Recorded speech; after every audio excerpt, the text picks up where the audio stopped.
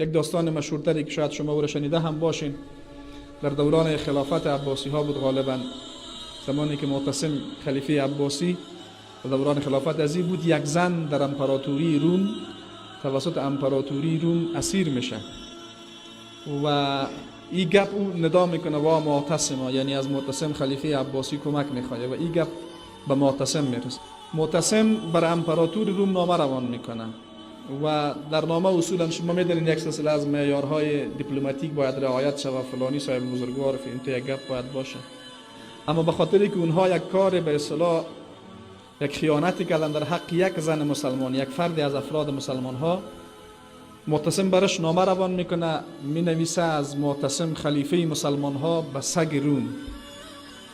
اما تو نوشته میکنه، متن نامش همین رقم هست، عنوان برش میده، میگه از معتصم خلیفه مسلمان ها، یعنی به امپراتور روم نامه روان میکنه، میگه به سگ روم، میگه ما خبر رسیده که تو یک زنی از زن مسلمان را به خود اسیر کردی،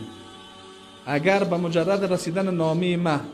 این زن مسلمان را با کمال عزتمندی پس دوباره به سرزمین های اسلامی نمیاری، قسم به الله هست با او لشکری به جان تو میایم که اولش در پیش تو رسیده باشه و اخیرش هنوز از پیش من ختم نشده باشه. در بغداد بود مرکز خلافت، یعنی از روم، از بغداد تا روم لشکر ادامه پیدا بکنه و هنوز ختم نشده باشه و مجردی که نامه معتصم بر امپراتور میرسه و بسیار عزت و احترام زن مسلمان را رها میکنه. پس زمانی که مسلمان ها عزت را در تمسک به دین خود میدانستند، عزتمندترین مردم بودند، اما زمانی که امین معیار تغییر کرد، معیارها تغییر کرد و چیزهای دیگه را مسلمان ها عزتمندی دانستند، الله اونها را ذلیل کرد و متاسفانه میبینیم امروز کم ارزشترین خون مسلمان هست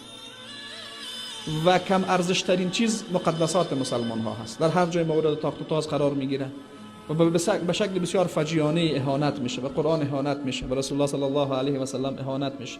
زنان مسلمان مورد حمله قرار میگیره، سرزمین های اسلامی مورد تجاوز قرار میگیره، خون مسلمان ها ریختانده میشه و هزارها جنایت دیگه که با همه وجود رو احساس میکنیم.